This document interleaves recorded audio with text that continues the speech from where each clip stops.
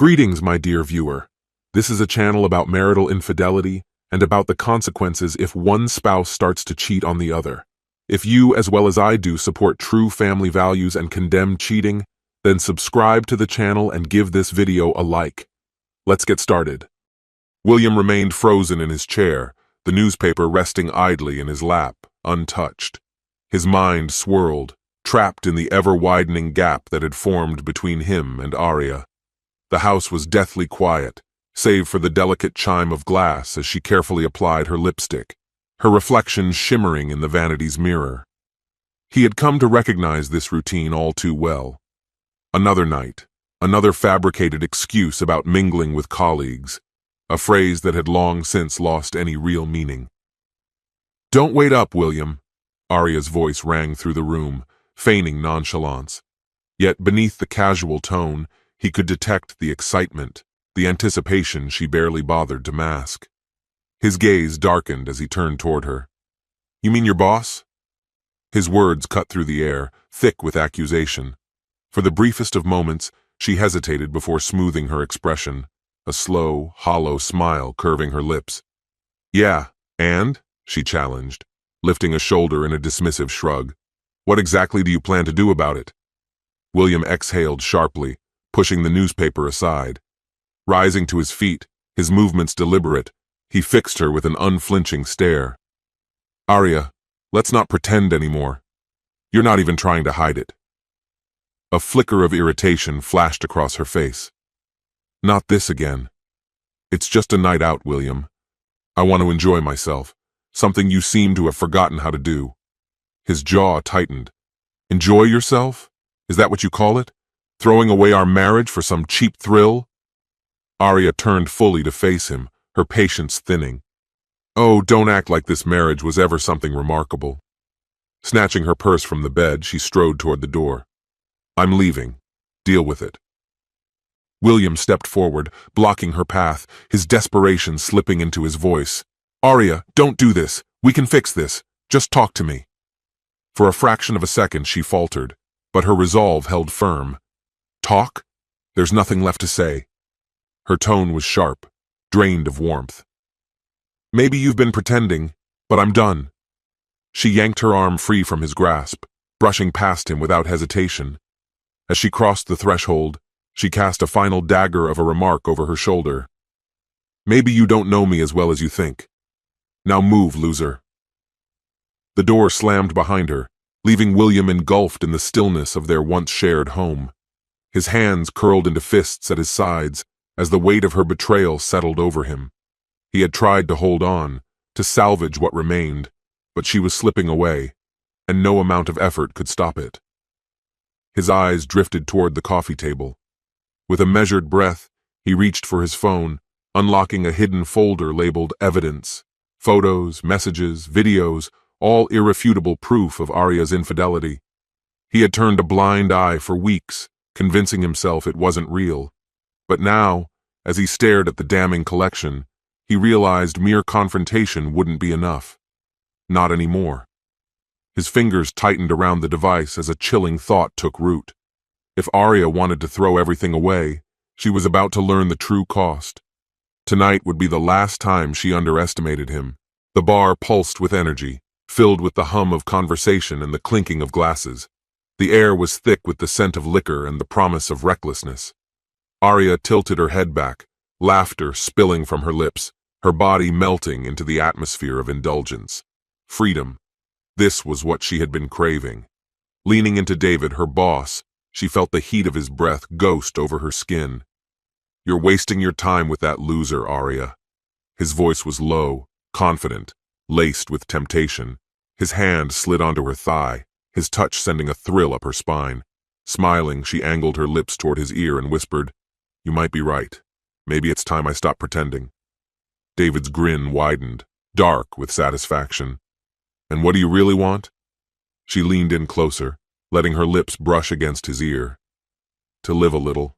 To have fun. With you." That was all the invitation he needed. He pulled her into a hungry kiss, the world around them fading into irrelevance. Arya tangled her fingers in his hair, surrendering to the moment, relishing the raw excitement. This was what had been missing: thrill, danger, unpredictability. Hand in hand, they stumbled into the night, laughter bubbling between them as they hailed a cab. The city's neon glow blurred as they sped toward David's sleek apartment, so starkly different from the dull familiarity of home. The second they crossed the threshold, restraint vanished. Hands roaming, lips desperate, they tore through the layers between them. Arya lost herself in the heat of it, drowning in sensation. But somewhere, deep within, a voice murmured a warning. She was playing with fire, and the flames were creeping ever closer. Yet she ignored it, choosing instead to revel in the burn. As dawn approached, Arya slowly extricated herself from David's embrace, the high of the night ebbing away. Her pulse steadied, the weight of reality creeping in. "Stay," he murmured, fingers tracing lazy circles against her skin. She hesitated, an unexpected heaviness settling in her chest. "I can't." David frowned but didn't press her. "All right, but you know where to find me." Dressing swiftly, she stepped out into the cool night air. The excitement had faded, leaving something unsettling in its wake. As she neared home, a peculiar silence enveloped her, pressing in from all sides. The moment she stepped inside and flipped on the light, her breath caught in her throat. The room was empty, the rugs, the artwork, her designer bags, gone. Her eyes darted to the coffee table, where a torn marriage certificate and a shattered wedding ring lay as a quiet testament to what had unraveled. A note, scrawled in jagged handwriting, sat beside them. Her hands trembled as she lifted the paper, heart pounding in her chest. "You lost everything in one night. Tomorrow, your life, and his, will change forever." A cold shiver ran down her spine. Panic seized her, constricting her breath. William had done something. But what? And what was coming next? She ascended the staircase in frantic strides, her voice breaking with desperation as she called out for William. The silence that enveloped the house was unnatural, oppressive. A sharp panic took hold as she threw open the bedroom door, expecting to meet his gaze, perhaps with anger, perhaps with sorrow. But the space was empty. The closet doors hung open, his side barren, drawers left ajar as though ransacked in haste. William was gone. The only thing he had left behind was a note that sent a chill through her veins. Arya collapsed onto the floor, her breaths ragged and shallow. The weight of what had happened pressed against her chest, suffocating. He hadn't simply left. He had planned this, executed it with a precision that unsettled her. What was he thinking? What was his next move? Her mind spun as she remained motionless in the cold, hollow room, the walls seeming to inch closer with every second. Only hours before, she had been with David, reveling in the intoxicating thrill of secrecy. But now, standing in the wreckage of her choices, the weight of her betrayal loomed like an insurmountable shadow. She had crossed a line that could never be redrawn. William had always held loyalty, respect, and trust as sacred values. Now, those foundations had been shattered beyond recognition. The unease that had begun as a whisper during her drive home had grown into something suffocating. She should have sensed it the moment she stepped through the front door. The house was too still, too silent.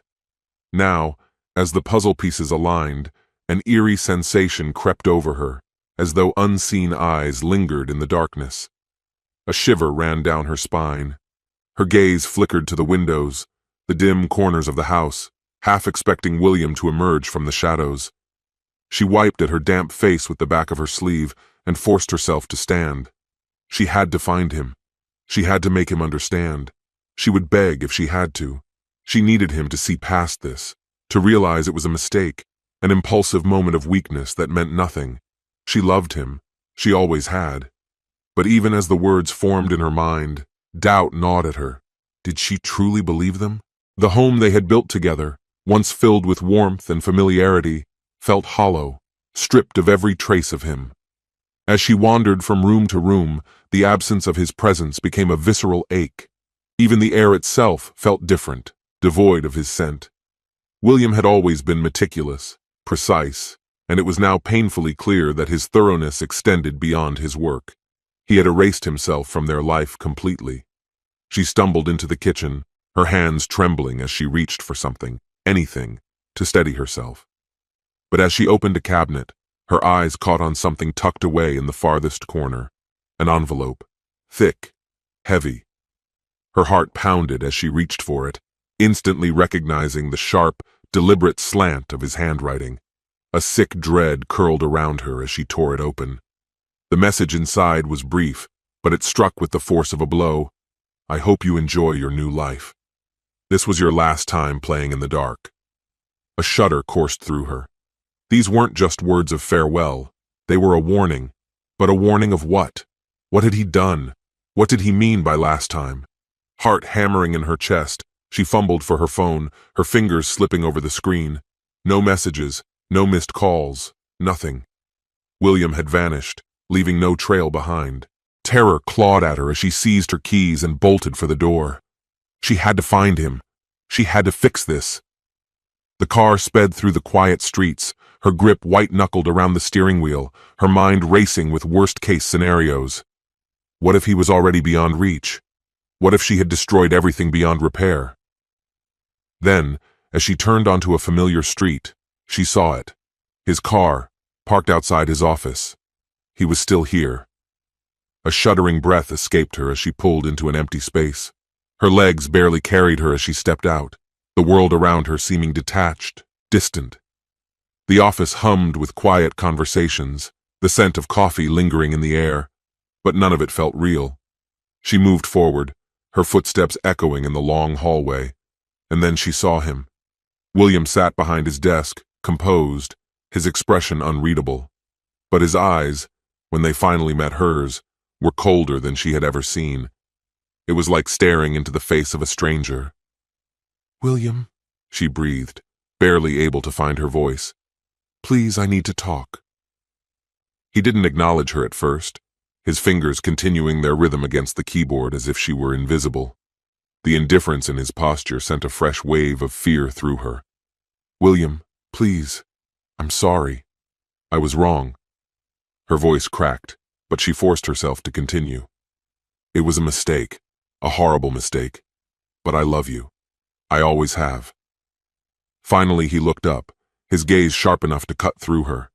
The warmth that had once lived in his eyes was gone. "You want to explain?" His voice was quiet, dangerously calm. "Do you think words can undo what you did?"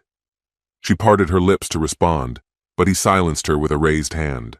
"No." The single word was final, absolute. "You made your choice."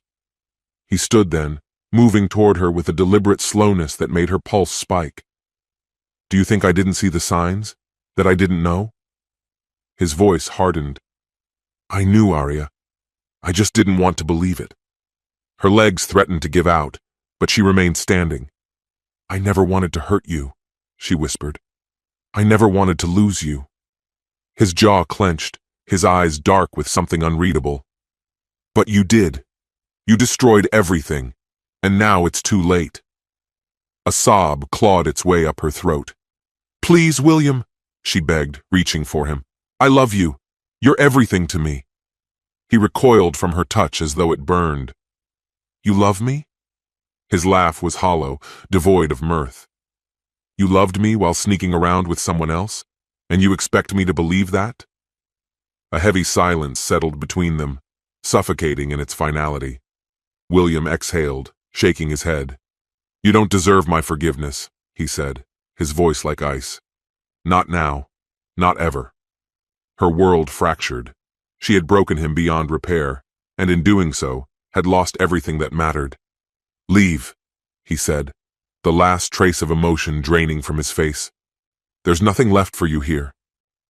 She stood frozen, unable to speak, unable to move. But the truth was undeniable. William was lost to her, and no amount of pleading could change that. The love they had once shared, the life they had built, was gone, reduced to nothing but memory. As she stumbled from his office and into the cold, indifferent night, the weight of finality settled over her. Everything had changed, and there was no going back. My friend, and this is the end of the story. If you liked this story, then put your royal like and subscribe to the channel. May the force be with you. Greetings, my dear viewer. This is a channel about marital infidelity and about the consequences if one spouse starts to cheat on the other. If you, as well as I do, support true family values and condemn cheating, then subscribe to the channel and give this video a like. Let's get started. Through the ages, the phrase "we need to talk" has seldom heralded anything good, particularly when accompanied by the use of one's full, formal name by a spouse. So, when my wife addressed me as Alexander rather than Alex, it was a clear sign that the final chapter of our marriage was beginning to unfold. For months, I had suspected as much, and when I hired a private investigator, a man who seemed to have stepped straight out of an old noir film, my worst fears were confirmed. He placed a listening device in the motel room where my wife, Kimberly, had been meeting her boss, Larry Hopkins, a newly promoted executive vice president at First Choice Living. The images he captured spoke volumes. Their so-called business meetings were far more personal than professional. From that moment, my thoughts were consumed by one thing: revenge. Patience was my only ally. I needed to act like nothing had changed while quietly preparing for the perfect moment to strike. The following week felt like an eternity, each day dragging on like an endless bad dream. Kimberly, who once eagerly shared every detail of her workday, now seemed withdrawn and evasive. Our once easy conversations became stiff and awkward. Still, I persisted, disguising my probing questions with a veneer of casual curiosity. "Anything exciting happen at the office today?" I'd ask. "Who'd you have lunch with?" And my favorite line, "So, how's your new boss treating you?" Her responses were brief and mumbled, or she would quickly change the subject. The lively evenings we used to enjoy turned into long stretches of oppressive silence. The detective's findings revealed a predictable pattern to their rendezvous. Every Friday, Larry would leave for a supposed customer meeting just before 11 a.m., and Kimberly would follow 15 minutes later, claiming she had a chiropractor appointment. Their destination, a nondescript motel just off the interstate, a discreet spot for their clandestine encounters. Armed with this evidence, I had all I needed to ensure a favorable outcome in divorce court. Once my plans were in place, it was time to act. I arrived at First Choice Living shortly after Kimberly had left the office. Flashing a friendly smile, I greeted the receptionist, Maria. "Hi, Maria. Can you let Kimberly know I'm here to surprise her for lunch?" Maria's expression turned apologetic. "I'm sorry, Mr. Eaton, but she just stepped out for her doctor's appointment." Feigning confusion, I replied, "Her doctor? Oh, right. I must have forgotten." The day before, I had purchased a prepaid phone for a little experiment. Knowing that missing an important sales call could jeopardize her bonus, I dialed her number. "Good afternoon. Kimberly Eaton speaking," she answered, her voice dripping with professionalism. "Is everything okay?" I asked, letting my voice tremble slightly. "What are you talking about?" she replied, a sharp edge to her tone. "I stopped by to surprise you for lunch, but Maria said you had a doctor's appointment. Are you all right?" I infused my words with feigned concern. "I'm fine," she snapped. "It's just a routine adjustment at the chiropractor." "That's strange," I countered. "I bumped into Dr. Kaufman yesterday, and he mentioned he hasn't seen you in over a year. Did you find a new chiropractor?" Silence. "At least tell me the name of the new one," I pressed.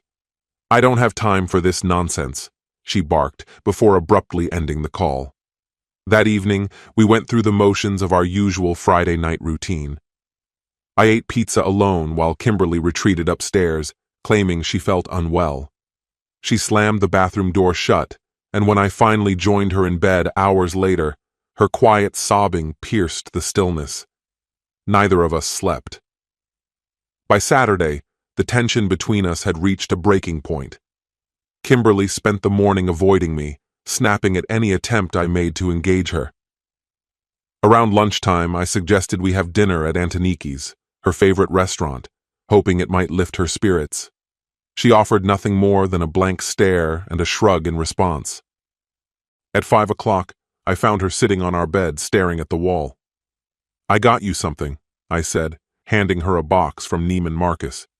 She didn't even glance at it. I hope you'll wear it tonight, I added awkwardly. When she came downstairs dressed in the new outfit, I handed her a second surprise, a box containing a string of pearls. Tears welled in her eyes as she opened it. Although the pearls looked stunning on her, the dinner that followed was anything but festive. Kimberly barely spoke, and her silence hung heavy between us. Even after 3 vodka gimlets, her voice remained barely audible. When we returned home, she rushed upstairs, muttering a terse, "Thank you," as she disappeared into the bathroom. I crept upstairs and listened at the door. As I had anticipated, she was on the phone with Hopkins, likely seeking comfort. Feeling drained, I retreated to my den, the weight of the tranquilizers I had been relying on settling over me. From the doorway, I watched her pour another drink, her black dress clinging to her like a shadow. When she noticed me watching, she quickly turned away. Later, she entered the den and paused. "Alexander, is that book any good?" she asked softly. Hearing her use my full name and seeing her downcast expression, I realized the moment I had been dreading was finally here. Closing the book, I met her tear-filled eyes. "Not as good as our marriage," I replied evenly. "What's on your mind, my love? Are you ready to tell me what's been troubling you?" She broke down, sobbing as I took her hands in mine. Her anguish was the final confirmation of what I had known all along. Our marriage was over. The question slipped from my lips. "Did the doctor give you bad news?" "No," she said, her voice unnaturally loud in the stillness of the room. It startled me. "Is it your mom? Is something wrong with her?" I pressed. She shook her head slowly, her expression clouding. "Then it's your dad? Is he—" My voice trailed off, but her face betrayed the answer before she could. Another shake of her head. "Everyone's fine," she said, her voice tight. "It's something else." "Oh." I stood and moved to the small octagonal chess table, pulling out the matching chair. "Please sit," I said, motioning toward it. As she took her seat, I added, "I'll be right back." Her confusion was evident. "Where are you going?" "Upstairs," I replied. "Just for a moment." I retrieved my attaché case and laptop from the safe in my study and returned to find her sitting as I had left her, hands clenched tightly in her lap, her red and puffy eyes staring down at them. Without a word, I placed my bag on the floor and swept the chess pieces from the board. They tumbled noisily onto the hardwood. Her startled gaze met mine as I settled into the chair opposite her, opened my laptop, and began typing. "What are you doing?" she asked, bewildered. I held up a finger to my lips. "Almost done," I murmured. The soft click of keys filled the space, blending with the sound of her shallow, uneven breaths. Finally, I closed the laptop and leaned forward. "Now," I said, meeting her gaze, "tell me what's on your mind."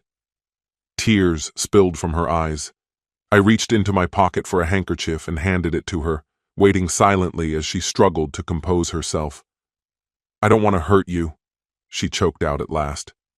"You've been such a wonderful husband." I said nothing, studying her carefully. "Alexander, you know I love you," she began. "And I love you," I replied, taking her hands and giving them a gentle squeeze. Her sobs grew harder. "That's what makes this so difficult," she whispered. "Expressing love is difficult?" "No. That part is easy. It's—" She took a deep breath. "Alexander, I love you, but I'm no longer in love with you." "There. I said it."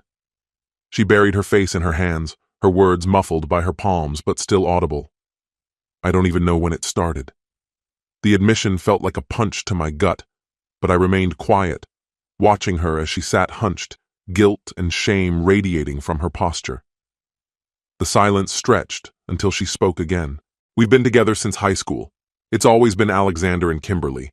I need time to just be Kimberly, not part of us. So, You're saying you don't love me anymore because people see us as a happy couple? I asked.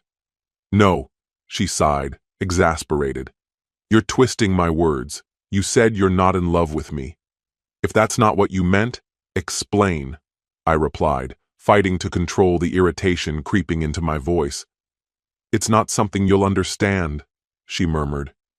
You're a successful businessman. I feel like I'm drowning in your shadow. You have a good job, I countered. This isn't about my career, she said, her tone tinged with frustration. After a moment's pause, I asked, Have you considered counseling? That's not what I'm looking for, she admitted softly. Then what? Divorce? I asked, the word cutting like a blade. No, Alexander. Not that, she said, shaking her head. I'm suggesting something to make us stronger. And what exactly would that be? My voice was cold. Her tone became hesitant, almost shy. A trial separation. The words rang in my ears. A trial separation? I repeated, my voice rising. She leaned back, her hands raised in a defensive gesture. Please let me explain, she pleaded. My fists clenched.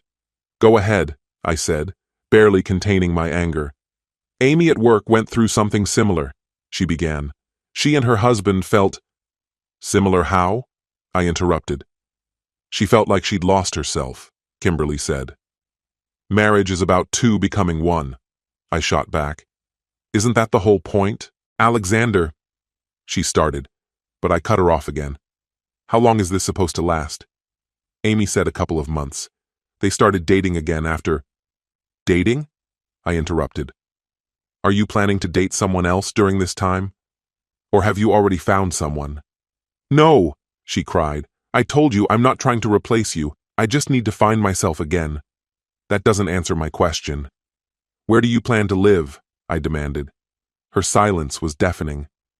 At last, she said, I was hoping you'd get an apartment. It's safer for you alone than it would be for me. A bitter laugh escaped me. That's not happening, I said flatly. Alexander, please, she begged. This is for us, to make us stronger. Stronger? I bellowed. By breaking your vows? By walking away from for better or worse? Stop me if any of this sounds familiar. You're misunderstanding everything, she whimpered. We've established what your promises are worth, I said, my voice heavy with scorn. Her voice cracked. Please don't say that. Then tell me, I demanded. What about our marriage has made you so miserable? It's not one thing, she replied, her voice trembling. It's a lot of little things. Like what? Like the valet at the country club calling me Mrs. Eaton, she murmured.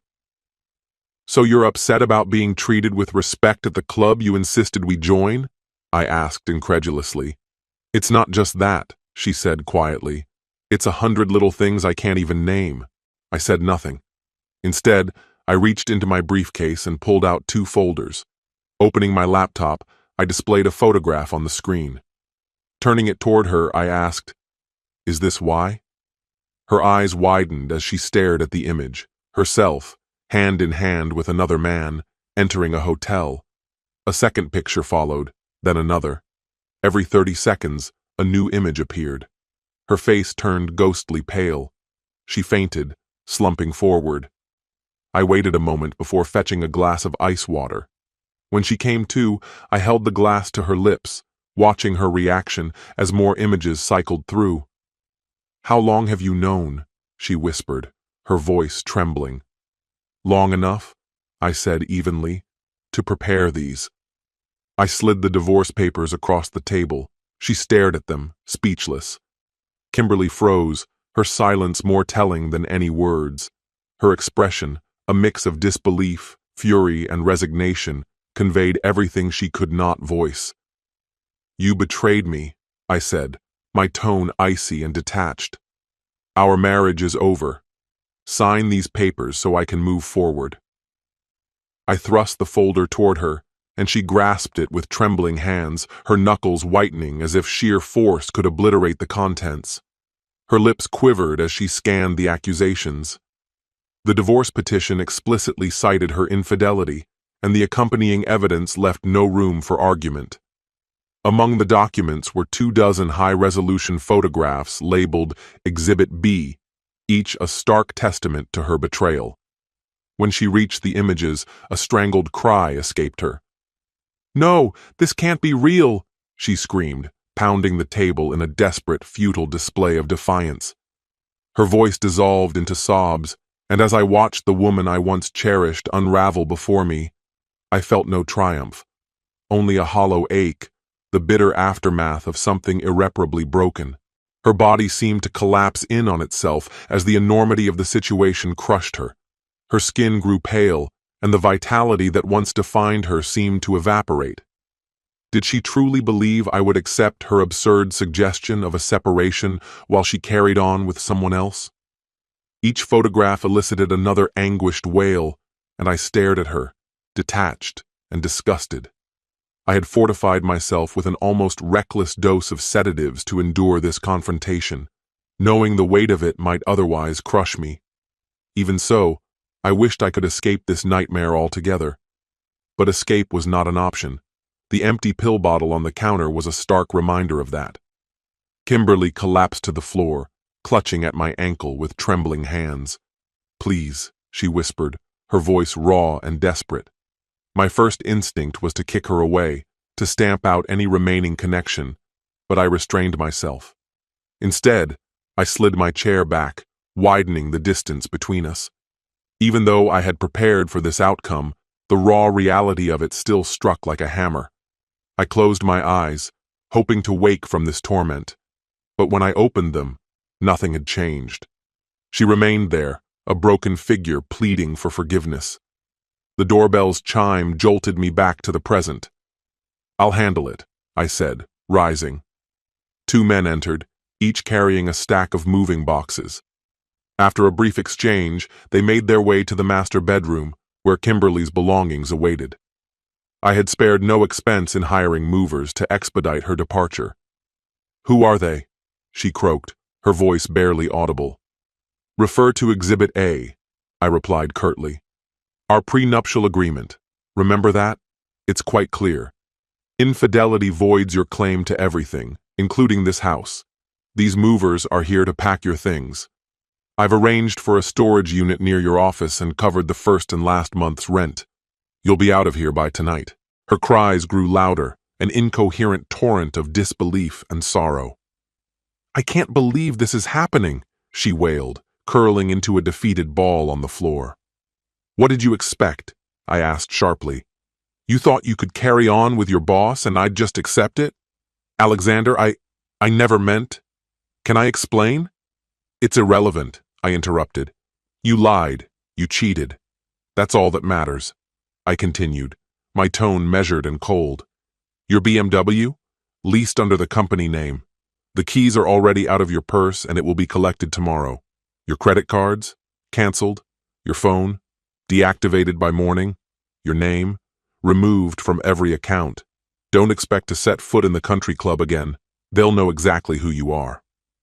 As I spoke, my phone buzzed. Glancing at the screen, I answered. "Is it done?" I asked. After a brief pause, I replied, "Good. I'll await your report." I turned back to Kimberly, whose tear-streaked face bore the weight of her unraveling life. "If you're curious, your boyfriend's wife received everything. She's 8 months pregnant and has kicked him out. My private investigator made sure she got the full dossier." I swiveled the monitor toward her, displaying yet another damning photo. "I warned you about him. You called me paranoid. 2 weeks later, you proved me right." Her phone began to ring. "Let me guess," I said with a bitter laugh. "It's him, calling to tell you you're his now." Without hesitation, I grabbed the phone and smashed it against the floor, silencing the sound. Her voice trembled as she whispered, "You planned all of this, didn't you?" "I've had plenty of time to think," I replied. "Tomorrow, my lawyer will visit your office. Your company's code of conduct explicitly forbids relationships like yours. You and your boss will be terminated. Don't expect unemployment benefits. They don't cover infidelity. A knock at the door interrupted us. Moments later, I returned with an elderly man in a gray suit. "This is Mr. Jackson, a notary public. He's here to witness your signature on the divorce papers. The movers will serve as additional witnesses." Her voice cracked as she asked, "What if I refuse to sign?"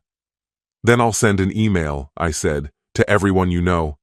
Friends, family, co-workers, your church group, the country club, all of them will receive explicit evidence of your affair. Is there anything I can say to change your mind?" she pleaded. "You lied to me for weeks," I said, my voice trembling with barely contained fury. "You asked me to leave my own house so you could bring him here. I won't stay married to a liar and a cheat." She looked utterly defeated, a shadow of the woman I had once loved. "If you had confessed tonight, I might have tried to salvage this," I admitted. "But you didn't. You lied until the very end. I can never forgive you for that." My hands shook as I offered her one final chance. "Sign the no-fault divorce papers now, and I'll ensure no one else learns the truth. Walk away, and it ends here." "Thank you," she murmured, her voice barely audible. "That's more than I deserve." 5 minutes later, the papers were signed and witnessed. She stood at the edge of the driveway, her face hollow and vacant, waiting for the cab I had arranged to take her to a cheap motel. The irony of the motel's name was not lost on me. 3 years have passed since that night. True to my word, I've kept our secret. Until now. My friend, and this is the end of the story. If you liked this story, then put your royal like and subscribe to the channel. May the force be with you.